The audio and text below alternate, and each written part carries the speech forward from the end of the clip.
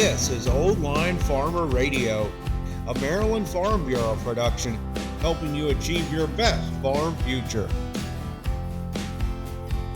Happy Thursday. Welcome to Old Line Farmer Radio, a Maryland Farm Bureau production. My name is Jeb Burchick. I'm the Director of Communications for the Maryland Farm Bureau, and I'm your host this week.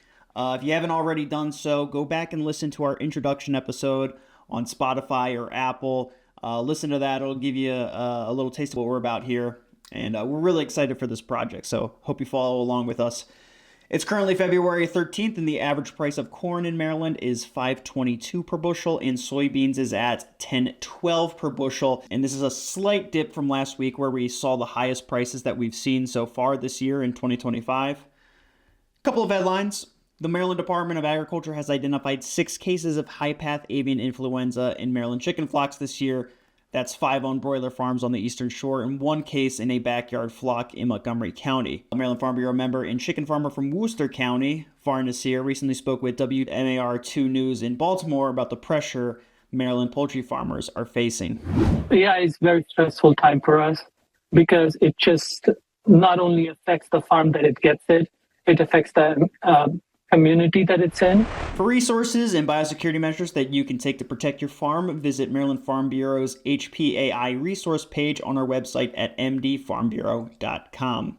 A recent natural disaster declaration due to last summer's drought makes farmers in several Maryland counties eligible for emergency loans through USDA's Farm Service Agency. These counties include St. Mary's, Anne Arundel, Baltimore, Calvert, Charles, Dorchester, Harford, and Prince George's counties. Producers who experience significant loss from extreme weather are encouraged to apply, and the deadline is September 15th, 2025. Moving on to federal news, newly elected Congresswoman April McClain-Delaney had her first congressional hearing in the United States Committee on Agriculture.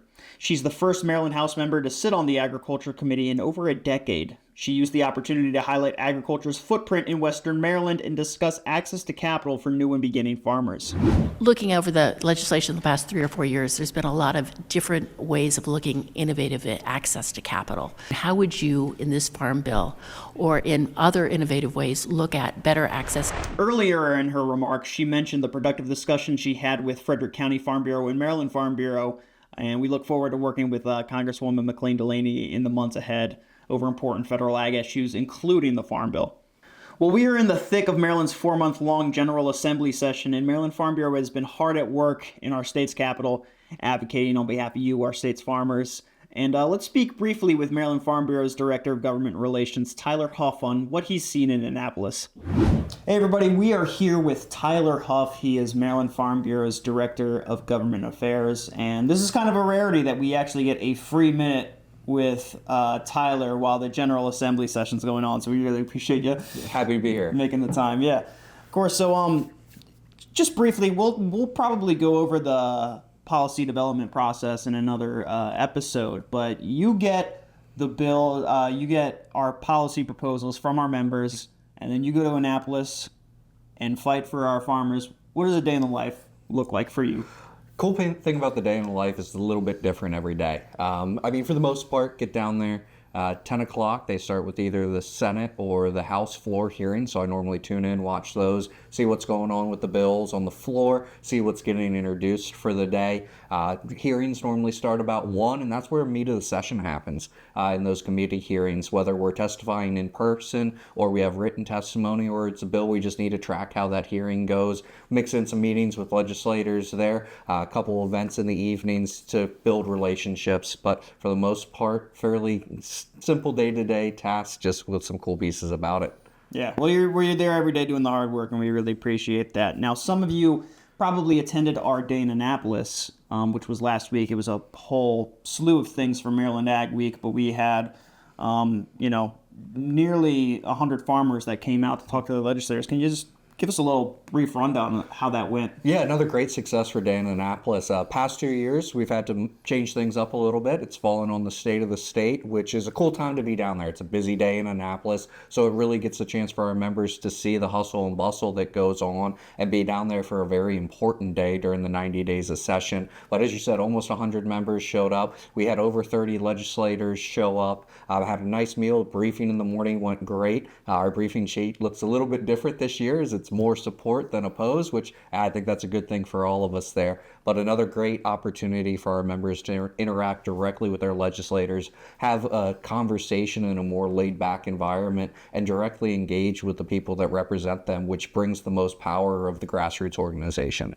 Yeah, absolutely. And so, again, you're down there doing the hard work. We kind of discussed this a little before we went on, but what bills and legislative priorities just in general are you looking at? Every session is different, and I know that this one there's some good things, there's some bad things. Just give us your overview. What are you looking at? What bills are sticking out to you? So to sum up the general session this year, it is the budget and the energy session. So a lot of the bills are stemming around that aspect.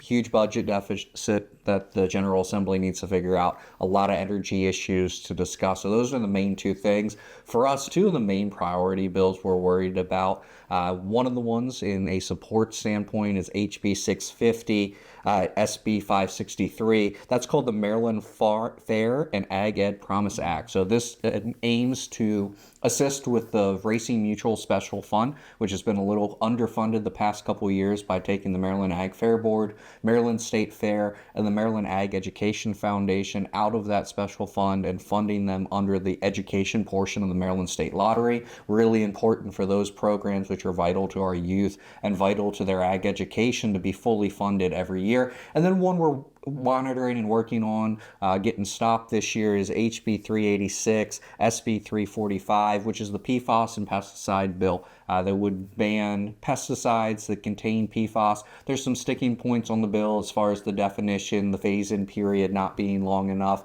and just the concern that it would bring for our members and the tools it would take out of their toolbox. We had the hearing in the House last week. I think that hearing went about as good as it could go, and we'll have it heard in the Senate next week, but one we're definitely working on getting stopped. Yeah, and it's funny that you bring that up because it kind of goes to my last question here.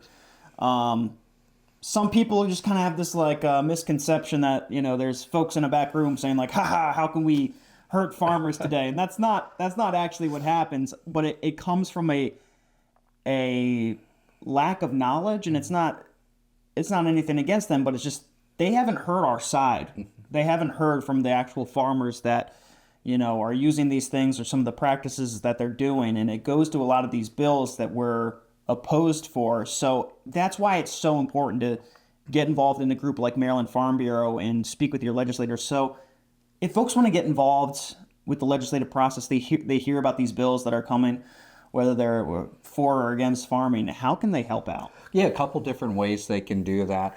For the hearings are posted well in advance, and you can sign up 2 days in advance if you want to testify, submit written testimony. So that's a great way to get your voice heard in that public forum setting. But it's also always a great thing to engage directly with their legislators.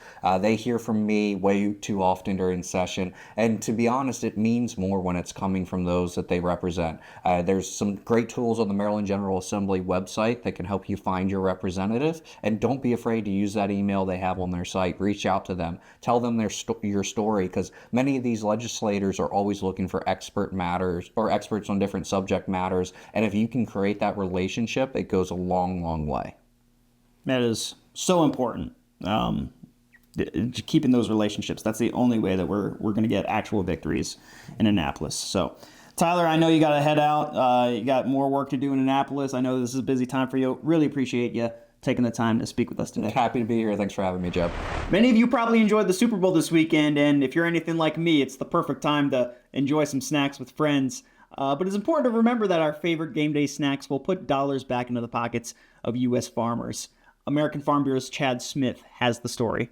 Each year, the Super Bowl draws one of the largest television audiences of any program, and viewers will have plenty of snacks to go along with the big game. In fact, the National Chicken Council estimates that 1.47 billion chicken wings will be eaten on Sunday alone. Barrett Nelson, an economist for the American Farm Bureau, says the big game has a significant impact on the farm economy. So the average price for chicken wings right now is about $1.91 a pound. This means that wing sales for Super Bowl Sunday are going to generate about $561 million in revenue. So USDA says that about 15.8 cents per consumer dollar spent goes back to the farmer. And if we add that, 1.47 billion chicken wings, that comes out to almost $89 million going back to the family farm. He says the amount of money that goes back to the farmer depends on the product. So fresh vegetables, for example, like the carrots and celery we might add to our wings, they're pretty direct from the farm to the table. So they tend to have a higher percentage of income that goes back to the farmer. USDA says about 28%. Compare that to something like tortilla chips that has a little bit more transformation when we think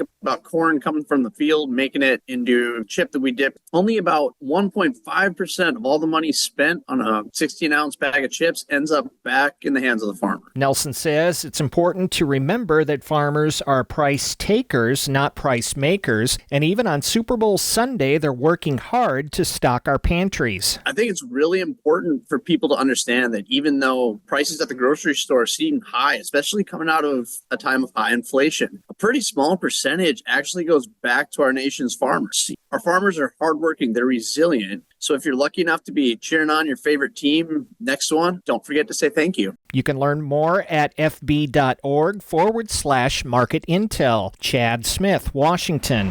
Hey, did you know that Maryland Farm Bureau is the largest agricultural trade organization in our state? It's true, and we can't do that without the strength and support of our members. So please become a member of Maryland Farm Bureau to help us strengthen and grow Maryland agriculture in our state. Visit members.mdfarmbureau.com to join us today. And with that, please leave us a rating and a review. And if you learned something today, please share this podcast with your friends. Old Line Farmer Radio is a production of Maryland Farm Bureau, produced by Jeb Burchick. Special contributions this week from Parker Welch, Tyler Hough, and Chad Smith. Our introduction was done by Hollis Zimmerman. Thank you for listening, and we'll catch you next time on the next edition of Old Line Farmer Radio.